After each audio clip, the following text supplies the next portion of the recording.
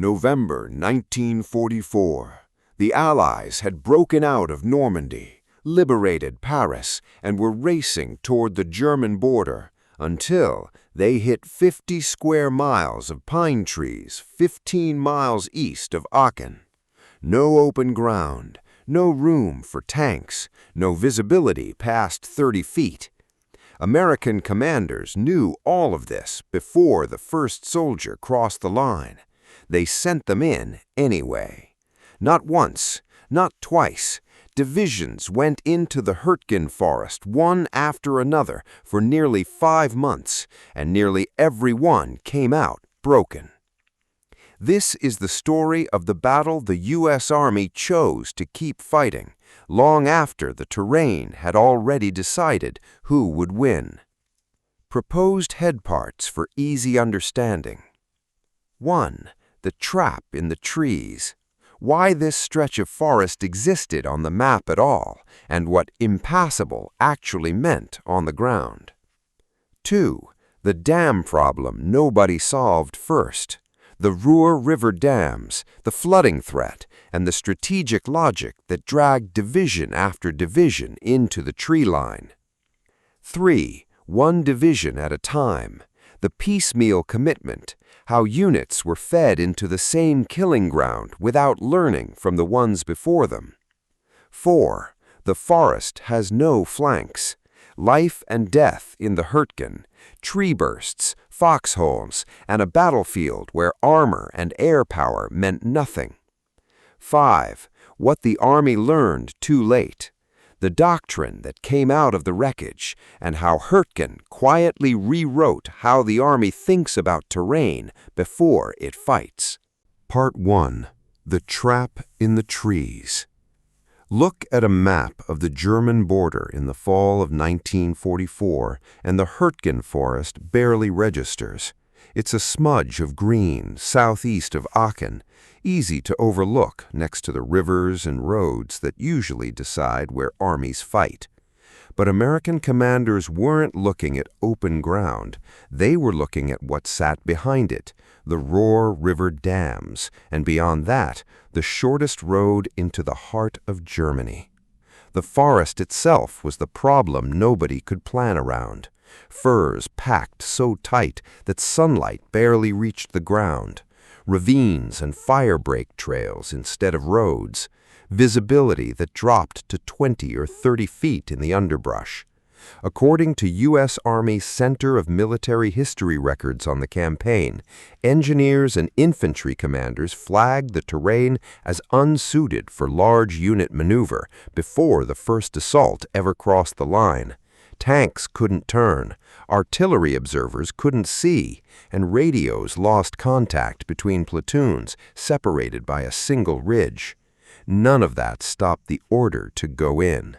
Soldiers who survived the early attacks described it less like combat and more like an ambush that never ended. The National WWII Museum's veteran testimony from Hürtgen survivors returns again and again to the same detail. You rarely saw the German positions that were killing you. You heard them. Machine guns fired from bunkers dug into the reverse slopes, sighted along paths the Americans had no choice but to use because the forest itself blocked every other route forward. This wasn't a battlefield that favored the side with more men, more tanks, or more air support. It was a battlefield that erased those advantages entirely, and the U.S. Army walked into it anyway, chasing dams still weeks away. Part 2. The dam problem nobody solved first. Here's what almost never makes it into the popular version of this story. The U.S. Army didn't actually care about the Hürtgen Forest. Nobody wanted the trees. What they wanted was on the other side of them, the Roer River dams, a set of structures that could turn the entire Roer Valley into a lake at the push of a lever. The fear was simple and, on paper, entirely reasonable. If American forces crossed the Roer while the dams were still in German hands, engineers could open the floodgates and drown an entire advancing army in the river basin below. So before anyone could cross the Roer, someone had to control the dams, and the road to the dams ran straight through the forest.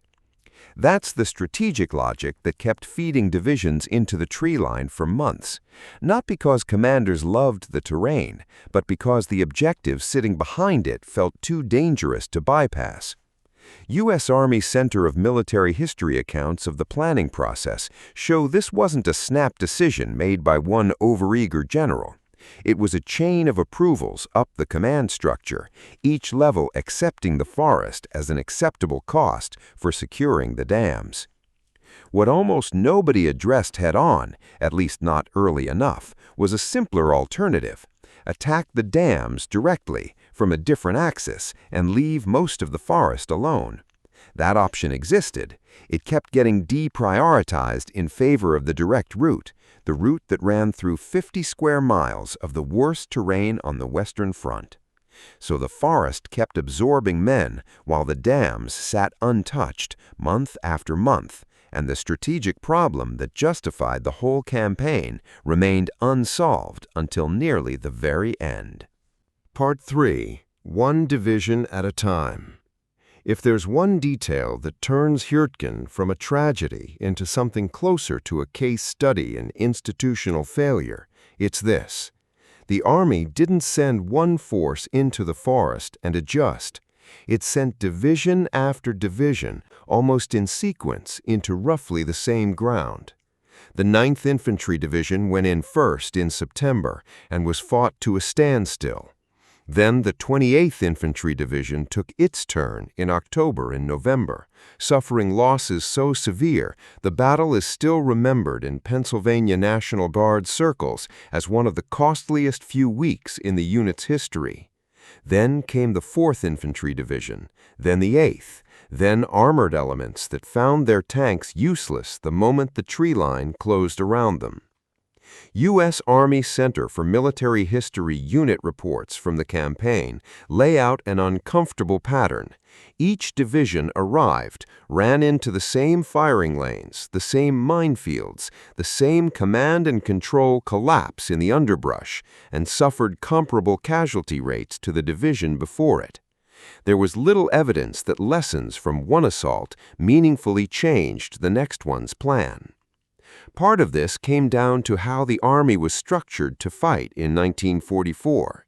Divisions rotated in, took their objective or didn't, and rotated out, often without the after-action process catching up before the replacement unit's own attack order was already signed.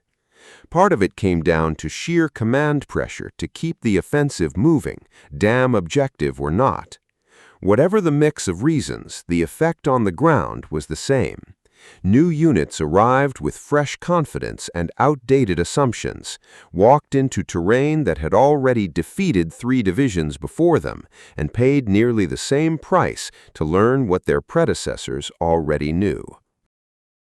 Part 4. The forest has no flanks.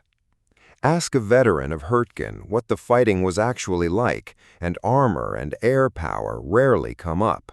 What comes up is the trees themselves, because in this battle, the forest killed almost as effectively as the Germans defending it. Artillery in open country is dangerous. Artillery in a forest is something else. Shells burst against the tree canopy instead of the ground, showering soldiers below with a storm of wood splinters and shrapnel from directly overhead, deadlier in many cases than a direct ground burst because there was no foxhole deep enough to fully escape it. Veteran accounts collected through the Veterans History Project describe men learning fast and the hard way that lying flat in the open sometimes meant less exposure than huddling in a hole that funneled the blast downward. There were no flanks to speak of in the traditional sense, no maneuver room to swing a battalion around a strong point, because around meant more identical forest, more mines, more sighted machine gun lanes cut through the underbrush. Tanks that did make it forward often couldn't traverse their turrets between the trees.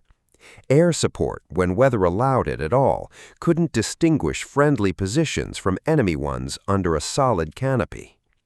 What was left was infantry fighting infantry at close range, in freezing, waterlogged foxholes, against a defender who had spent weeks preparing bunkers along the high ground and needed only to wait.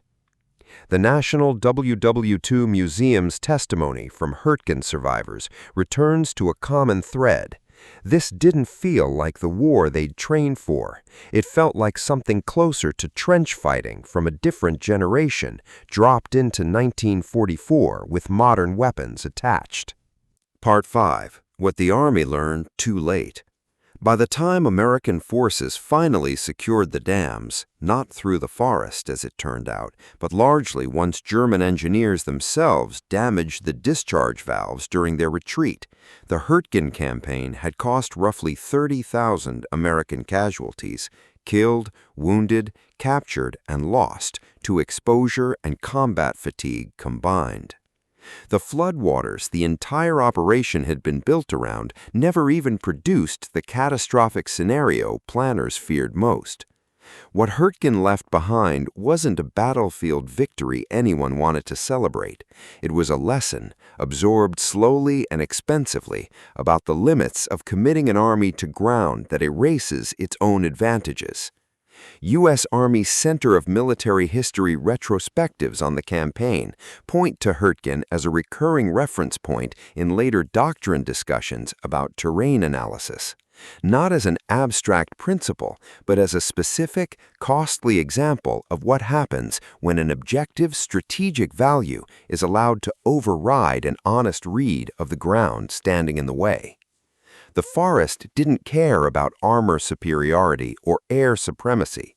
It nullified both, and the Army kept feeding divisions into it anyway, division after division, until the dams were finally secured almost as an afterthought to everything that had already been lost getting there. Hürtgen rarely gets the documentaries the Bulge gets, fought nearly the same time, a few miles away. But for the men who went through those trees, it was every bit as brutal, and arguably a harder story to tell, because there's no clean turning point, no dramatic rescue, just a hard lesson learned one division at a time. Like and follow for more untold history. If you had family who served in the ETO in the fall of '44, their story deserves to be remembered. Not just the battles with famous names, but the ones fought in forgotten forests like this one. Drop a respect in the comments if you remember their sacrifice.